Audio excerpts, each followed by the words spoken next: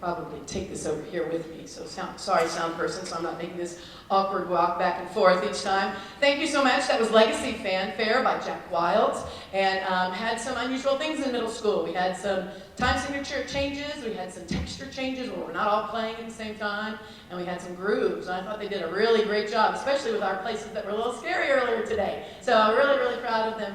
I've had a great time here in this district. I've had the opportunity to be in this hall and hear my daughter's band play, and I know the band directors.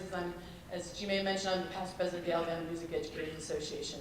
But it's just so gratifying to see in our state how important music is. Not just for football, but for the sake of music. And it starts right here. It starts in these middle schools because this is where they learn to love it. And this is where they learn to find a place to belong. The next piece we're going to play for you, again, is another challenging piece. This is an older piece of my husband's, Encanto.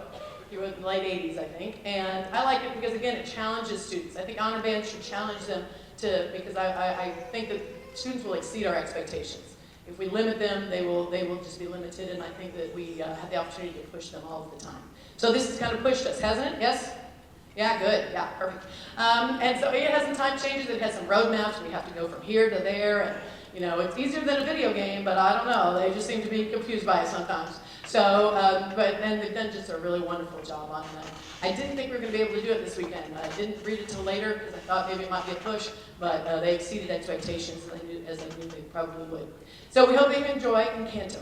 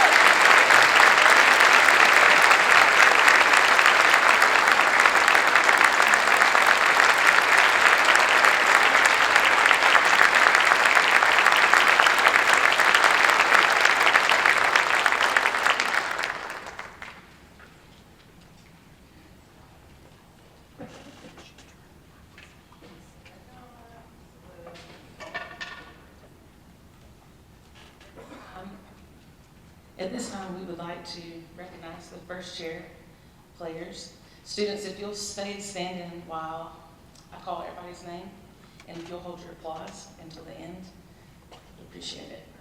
Our first chair flute, Emily Jones. My first chair oboe, Scarlett Hooper. Clarinet, Bryce Narin. Alto sax, Selena Post. Tenor sax, Melvin Benitez. Barry sax, Ricky Jennings. Trumpet, Caitlin Dunaway. French horn, Brandon Riley. Trombone, Ken Jones. Baritone, Nick Ramirez. Tuba, Samantha Keith. Percussion, Marshall Dickerson. Congratulations, students.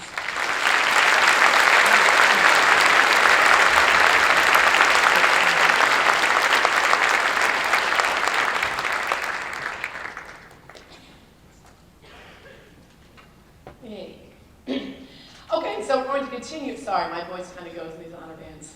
I know you can imagine. Oh, that's the sound of the mouthpiece hitting the ground. Almost my favorite, closest to the percussion, sticks hitting the ground, right? We practiced that the first day. We dropped them all so that we could get it out of our system. So it wouldn't, yeah, and we also worked on rolling our eyes and looking at our watches and huffing. I know you've never seen that look before. Can you show me? Let's see how we do it. Do it, go ahead. Yeah, so we just got those out of the way so that we could break through some barriers, and we've had some good times. Spirit of 44 March is by Bob Cotter, former band director in Florida, and kind of the spirit of World War II, all these people in different work camps and things, and then creating things for them to do, and they would whistle. There's a bridge of, what is that movie? Bridge of the River Kwai, right? They whistle in that march as well. And so I think it's kind of patterned after that. That time in the war and in life means a lot to me, because my father was a tail gunner in World War II in a B-17 bomber. So I can just imagine him over there and what it felt like to be away from home and get so many soldiers away and what it kind of felt like. And so hopefully something like this, a tune like this kind of lifted their spirits. So we hope you enjoy Spirit of 44.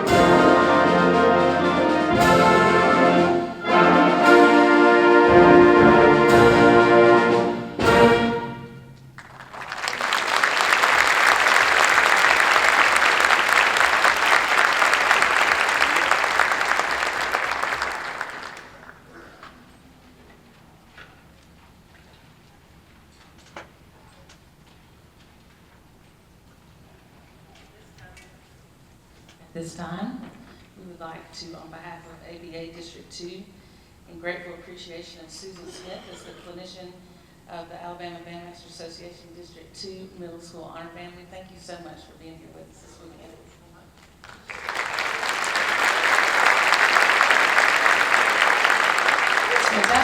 so much.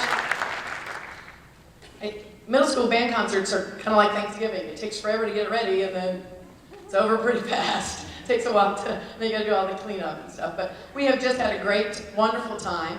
There are two pieces of information I'd like to impart with you. First of all, make sure that you're thanking your music teachers, because you think that they know that they're doing a great job, and they don't. And they fight off a lot of stuff every day from all over the place. And it means a lot to me that we support our music educators, because if we're going to keep our young teachers, or keep teachers in general in the classroom, then we have to make sure that we're continuing to support them every day. Because they work really hard, and I know you know that. You get them home for the holidays and you're ready to send them back to school, right? But we help grow them, we help build them, and we love supporting them. Teachers wouldn't be teachers if they didn't love it. They don't go to school and spend that much time because they don't like kids. They love your children. So make sure that you thank them. That's the first thing. Sorry, I'm going over that. Just saying, woo! And then the second would be, let me encourage you as a college professor to encourage your students to continue on with music, no matter what their major is. Purdue University has 4 concert bands, huge marching band, pep band, and they're all engineers. None of them are music majors. They don't know how to college, they know how to band. And so it's one of the best things that can help them with the transition into having a lack of structure. You've seen it, you've seen people come home after the first semester because they don't know how to college yet. So no matter what their major is, there are universities that want to give them money to be in the band, to be in the marching band, the concert concert choir. So don't make this investment in their time and the instrument that you do, and then not see it through. I play in the Alabama Winds, and going to play alongside of my friends and sit next to Hal Murphy once a month is something that brings me great joy. So encourage them. Don't say, oh, wait a year in college and then see if you like it. You know, they pay for things in college. They give you money. They give you per diem to be in the marching band. So don't kind of chalk that off. I encourage you to help. That'll be the biggest thing you can do to help them in the transition to college. We're going to close this with Brian Balmages, 3, 2, 1. We're going to take you on a little bit of a roller coaster ride. We might even show you visually how to do that. We've had a really great time working on this. The students have been wonderfully responsible and respectful and listening and willing to try things. You know, it's hard in middle school. Sometimes we don't play slow tunes or change things because we don't think they're very passionate or dramatic. Yeah, thanks. That's like, it can change from 5 minutes, right? They're happy as all get out, they're sad as all get out. They can understand ups and downs and highs and lows and play louder, play softer. And those are some of the things that we've really worked on this week. So I appreciate the opportunity to be with them. I appreciate with you guys putting up with my craziness all weekend. We've had a great time. No matter what, stay in band. We're going to finish with 3, 2, 1 by Brian Balmages.